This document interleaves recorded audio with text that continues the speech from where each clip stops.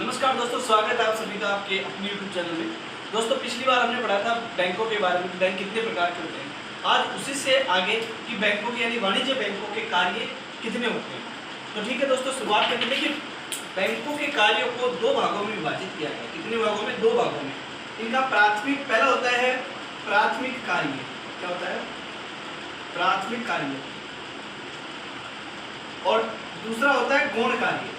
तो देखिए, प्राथमिक कार्य में क्या आते हैं? प्राथमिक कार्य में सबसे पहला कार्य जो है वह आता है जमाए स्वीकार करना। क्या आता है? जमाए स्वीकार करना।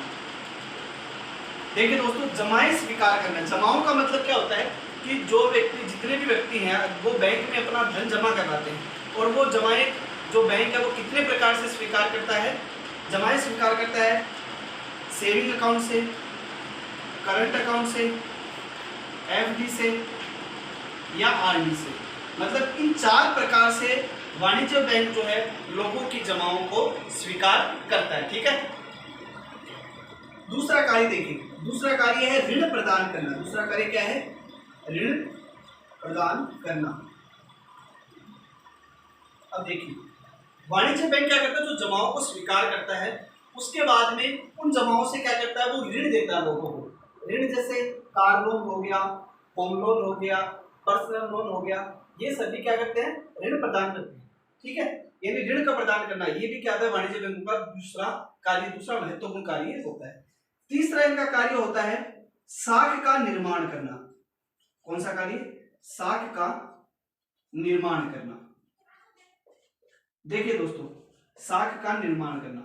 अब आप समझेंगे कि साख क्या होती है। देखिए, मैंने आपको परिभाषा में बताया था कि बैंक वह संस्था है जो मुद्रा व साख का निर्माण करती है। साख का निर्माण कैसे? जैसे फॉर एग्जांपल अपन समझेंगे, मान लीजिए ये ए व्यक्ति है, इसने बैंक में 10,000 रुपए जमा करवाए। कितने? 10,000 रुपए जमा करवाए। ठीक है। अब बैंक क्या करेगा? इन 10,000 रुपए में से सीआरआर जो केस रिजर्व रेशियो है, मान लो वो 20% निर्धारित है आरबीआई के द्वारा, तो बैंक क्या करेगा? 20% रख लेगा। यानी 2,000 रुपए अपने पास रख के और 8,000 रुपए का क्या करेगा? वो 8,000 रुपए अगले व्यक्ति को, यानी किसी बी व्यक्ति ने इससे ऋण मांगा, उसको उधार दे दी। अब क्या करेगा? इस 8,000 में से वापस से 20% रख के, किसी सी व्यक्ति ने लोन मांगा या पैसे मांगे तो इसमें से 20% रख के, यानी इसका 20% कितना हो गया? 1,600 रुपए। तो 1,600 रुपए रख के 6,400 रुपए जो है अगले व्यक्ति को उधार दे देगा। तो इस प्रकार से ये क्रिया चलती रहती है। इसको बोलते हैं साख निर्माण का कार्य। और बैंक लगभग ये मान लो अपने से जैसे 100 रुपए, 10 रुपए लेके 100 रुपए तक का क्या करता है? साख निर्माण का कार्य करता है, साख का सृजन करता है। तो इस प्रकार से ये बैंकों का क्या है? महत्वपूर्ण कार्य। जमाई स्वीकार करना, ऋण प्रदान करना, साख का निर्माण करना। ठीक है। अब देखिए, अब इसके आगे के कार्य पढ़ेंगे अपन। अब है चौथा कार्य है विनिमय बिलों की कटौती करना। विनिमय बिलों की कटौती करना। देखिए दोस्तों, विनिमय बिलों की कटौती कैसे? देखिए, विनिमय बिल, पहले ये समझिए कि विनिमय बिल क्या होता है। देखिए, विनिमय बिल वह बिल होता है जो एक व्यापारी दूसरे व्यापारी पे लिखता है। मान लीजिए ये कोई अक्स व्यापारी है, ठीक है, और ये व्यापारी है वाई। अब क्या किया? इस वाई व्यापारी ने अक्स से मान लीजिए 3 लाख रुपए का माल उधार लिया। कितने लाख रुपए का? 3 लाख रुपए का। और इस पे एक बिल लिख दिया। ये वैधानिक बिल होता है। एक बिल लिख दिया और उसके नीचे साइन कर दी कि भाई मैंने आज आपसे जैसे अप्रैल में मांगा है और मैं आपको 3 महीने बाद में उसका भुगतान कर दूंगा। अब मान लीजिए अक्स को क्या है? रुपए की पहले, यानी इसने 3 मंथ का टाइम दे दिया। कितने महीने का? 3 महीने का। अब ये जो अक्स व्यक्ति है, इसको लगा कि भाई मेरे को पहले पैसों की जरूरत है, तो ये क्या करेगा? ये किसके पास जाएगा? ये बैंक के पास जाएगा। अब बैंक क्या करेगा? इसका ये जो बिल है इसको देखेगा, ये वैधानिक प्रलेख होता है, तो ये क्या करेगा? हाँ भाई ठीक है, मैं आपको ये 3 लाख रुपए के एवज में क्या करता हूँ? आपको पैसे दे दूंगा। लेकिन ये क्या करेगा? इसके एवज में कमीशन चार्ज करेगा। मान लीजिए 3 लाख रुपए, उसने क्या किया? 10,000 रुपए बैंक ने कमीशन के चार्ज कर लिए और इसको 2 लाख रुपए, यानी ये बिल क्या करेगा? अक्स जो इसका लिखा हुआ बिल है ये बैंक को जमा करा देगा और बैंक क्या करेगा? 10,000 रुपए इसमें कमीशन रख के 2,90,000 रुपए जो है वो किसको दे देगा? अक्स को दे देगा। तो ये क्या है? विनिमय बिलों की कटौती का कार्य। ठीक है। इसके बाद में एक महत्वपूर्ण कार्य और आता है, वह आता है कि ओवरड्राफ्ट की सुविधा। क्या? ओवरड्राफ्ट की सुविधा। देखिए ओवरड्राफ्ट, और ओवरड्राफ्ट की सुविधा। देखिए दोस्तों ओवरड्राफ्ट क्या होता है इसको समझना। बैंक क्या करता है, कई बार विश्वसनीय ग्राहकों को उनकी जमा धन से कुछ ज्यादा धन उधार दे देता है। जैसे मान लीजिए किसी व्यक्ति के बैंक में 1,00,000 रुपए है और उसका परमानेंट अच्छा अकाउंट मेंटेन कर रहा हो, तो बैंक क्या कर सकता है, उसको ओवरड्राफ्ट की सुविधा देता है। अगर मान लो उस व्यक्ति के खाते में कई बार 1,00,000 रुपए नहीं हो और वह अगर 1,20,000 रुपए का क्या करे, चेक लगा दे किसी तीसरे व्यक्ति के नाम से, तो वो जो 1,20,000, मान लीजिए इसने बैंक ने 20,000 रुपए क्या दे रखा है उसको, ओवरड्राफ्ट की सुविधा दे रखी है। यानी आप अपने धन से 20,000 रुपए ज्यादा निकाल सकते हो। मान लो 1,00,000 जमा है तो 1,00,000 से वो कितने ज्यादा रुपए निकाल सकता है, 20,000।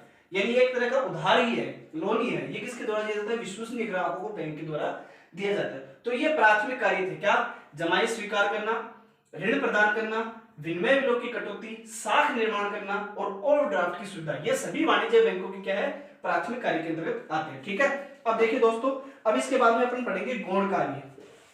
क्या पढ़ेंगे, दूसरा, जैसे मैंने बताया था 2 कार्य होते हैं बैंकों के, पहला तो प्राथमिक कार्य और दूसरा होता है क्या, गौण कार्य। यानी वाणिज्य बैंकों के कार्यों को 2 भागों में विभाजित किया गया है। पहला है प्राथमिक कार्य और दूसरा है गौण कार्य।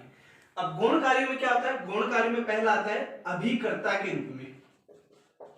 अभिकर्ता के रूप में, अभिकर्ता के रूप में बैंक क्या करता है, सेवा देता है। अभिकर्ता का मतलब होता है एजेंट के रूप में। बैंक क्या करता है, जैसे किसी ग्राहक ने, मान लो ये क्या करता है, 2 प्रकार के एजेंट की सेवा, एक तो शुल्क की और एक निःशुल्क सुविधाएं। यानी एक तो शुल्क लेता है, कमीशन लेता है उनके बदले में, जैसे बिजली का बिल जमा कराना, ठीक है, या किसी का बीमा का भुगतान करना, ठीक है, या फिर जैसे मान लीजिए किसी को ऐसे किसी का चेक लगा अकाउंट तो उसको संग्रहण करना, तो ये कार्य करता है, ये अभिकर्ता के रूप में उसके कार्य होते हैं। ये गौण कार्य के अंतर्गत आता है। ठीक है, दूसरा आता है इसमें लॉकर्स की सुविधा। लॉकर की सुविधा, लॉकर क्या होता है, देखिए भाई आजकल क्या है, कोई भी चीज घर में सुरक्षित नहीं महसूस करते लोग, तो अपनी ज्वेलरी, अपने इंपॉर्टेंट डॉक्यूमेंट्स ये कहां पे, बैंक में एक लॉकर होता है उसमें रख देते हैं और इसका बैंक क्या करता है, एक सालाना चार्ज देता है। ये क्या है, गौण कार्य है बैंकों की। ठीक है, तीसरा होता है अभिगोपन के रूप में। अभिगोपन, देखिए तीसरा कार्य क्या है, अभिगोपन का कार्य। अभिगोपन, ये सुनिए, देखिए अभिगोपन क्या होता है, कई बार जो बड़े कंपनीज होती है उनको जो शेयर होते हैं वो मार्केट में अगर शेयर जारी करती है तो उनको खरीदने वाला कोई होना चाहिए। अगर उनको कई बार कोई नहीं खरीदता है तो बैंक से वो क्या करते हैं, टाई अप कर लेते हैं और बैंक उसमें अभिगोपन के रूप में उनसे क्या करता है, अंडरराइटिंग के रूप से अंडरराइटिंग कमीशन ले लेता है और कमीशन के बदले उनके शेयर खरीद लेता है, तो अभिगोपन के रूप में कार्य करता है। ठीक है, चौथा है प्रतिभूतियों का लेन देन। प्रतिभूतियों के लेन देन के संबंध में। ठीक है, प्रतिभूतियों का लेन देन का मतलब शेयर मार्केट में शेयर, डिबेंचर, ये भी ग्राहक के बिहाफ पे, ग्राहक अगर बैंक को बोले तो खरीदता है डीमेट अकाउंट के माध्यम से, प्रतिभूतियों का लेन देन करता है, इस पे भी क्या करता है, वो कमीशन चार्ज करता है। तो ये थे दोस्तों क्या, बैंक के प्रमुख कार्य, प्राथमिक कार्य और गौण कार्य। ठीक है, यानी जितने भी वाणिज्यिक बैंक है उनके सभी के कार्य हो गए। मुख्य रूप से मैंने कितने बताए, प्राथमिक कार्य को 2 भागों में विभाजित किया गया है, प्राथमिक कार्य और गौण कार्य। प्राथमिक कार्य में जमाई स्वीकार करना, ऋण प्रदान करना, ठीक है, साख का निर्माण करना, ये सभी क्या है, प्राथमिक कार्य। और गौण कार्य में अभिगोपन के रूप में, अभिकर्ता के रूप में, एजेंट के रूप में सुविधा, लॉकर के रूप में सुविधा, प्रतिभूतियों का क्रय विक्रय करना, ये क्या है, गौण कार्य। ठीक है दोस्तों, कल देखिए एक चीज और बता दूंगा आपको यहाँ पे। देखिए कई बार ये विद्यार्थियों को कंफ्यूजन होता है कि कौन सी सरकारी कंपनी है और कौन सी प्राइवेट कंपनी है। तो सार्वजनिक कंपनी है कह दो या सरकारी कंपनी कह दो या सार्वजनिक बैंक कह दो। ठीक है, कंपनी बैंक। अब समझिएगा कि सार्वजनिक बैंक कौन से होते हैं। देखिए जितने भी बैंक हैं, ठीक है, अगर कोई बैंक है उसमें 100 रुपए, मतलब उसकी जमा पूंजी कितनी है, 100 रुपए। ठीक है, उस 100 रुपए में अगर 51 रुपए सरकार के हैं, कितने रुपए, 51 रुपए किसके हैं, सरकार के हैं, तो वो क्या मानी जाएगी, सरकारी कंपनी। या 51 रुपए प्राइवेट है, निजी व्यक्तियों के हैं, तो वो कौन सी मानी जाएगी, प्राइवेट बैंक। यानी वह बैंक जिसमें 51%, 100% पूंजी में से 51% पूंजी किसकी हो, सरकार की हो, वह सार्वजनिक बैंक मानी जाएगी। ठीक है, अब देखिए 1868 में सबसे पहले हिंदुस्तान में मद्रास बैंक की स्थापना हुई थी, बैंक ऑफ मद्रास की। 3 प्रेसिडेंसियां थी, मद्रास, कोलकाता, ठीक है। इन तीनों प्रेसिडेंसियों को मिलाकर 1921 में 1921 में एक बैंक की स्थापना की थी, इंपीरियल बैंक। कौन सा बैंक? इंपीरियल बैंक,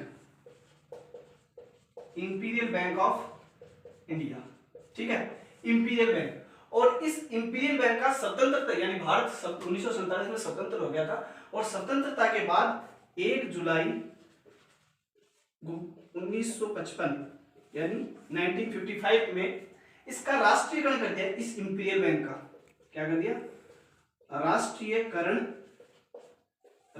कर दिया। और राष्ट्रीयकरण करके इसको एक जो आधुनिक बैंक है बना, ये नाम सुना होगा आपने, एसबीआई, नाम सुना है, स्टेट बैंक ऑफ इंडिया। यानी इस इंपीरियल बैंक का राष्ट्रीयकरण करके जुलाई 1955 में इसका राष्ट्रीयकरण के एसबीआई के रूप में, यानी स्टेट बैंक ऑफ इंडिया के रूप में इसकी स्थापना की गई थी। अब देखिए बैंक का राष्ट्रीयकरण के बारे में क्वेश्चन आते हैं, इसलिए मैंने ये सब आपको बताया। दूसरी इसमें महत्वपूर्ण एक और बात है, देखिए बैंकों का राष्ट्रीयकरण कितनी बार हुआ, ये क्वेश्चन बहुत बार आता है एग्जाम में। तो देखिए एक तो मैंने आपको बता दिया, 1 जुलाई 1955 को एसबीआई की स्थापना कर दी थी। इसके बाद में जुलाई 1969 में या 1969 में क्या 14 बड़े बैंकों का राष्ट्रीयकरण किया गया। 14 बैंकों का, कितने बैंकों का? 14 बैंकों का राष्ट्रीयकरण करके, 14 बैंकों का राष्ट्रीयकरण करके, यानी सरकार ने खरीद लिया इन बैंकों को, राष्ट्रीयकरण किया गया। और इन बैंकों की जो पूंजी थी वो 50 करोड़ से ज्यादा थी। कितनी थी? 50 करोड़ से ज्यादा। तो ये क्वेश्चन आता है कई बार कि 14 बड़े बैंकों का राष्ट्रीयकरण कब किया गया? जुलाई 1969 में। दूसरा क्या है?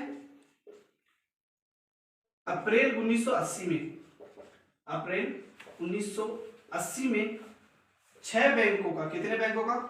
6 बैंकों का, 6 बड़े बैंकों का राष्ट्रीयकरण किया गया। कितने बैंकों का? 6 बैंकों का राष्ट्रीयकरण किया गया, राष्ट्रीयकरण।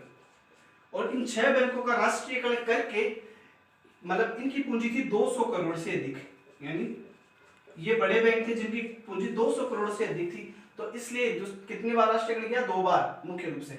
एक बार 14 बड़े बैंकों का जुलाई 1969 में, और दूसरा अप्रैल 1980 में, यानी 6 बैंकों का तब किया गया था। तो ये महत्वपूर्ण चीजें हैं। इसके बाद में बस में एक छोटा सा टॉपिक और बचा है कि जो विभिन्न प्रकार की वित्तीय संस्थान है, वो अगले वीडियो में आपके लिए, वो विभिन्न प्रकार के वित्तीय संस्थान जो भारत में स्थापित हैं उनकी स्थापना के बारे में कई बार क्वेश्चन आ जाता है। उसके बाद अपन भारतीय रिजर्व बैंक वाला टॉपिक पढ़ेंगे।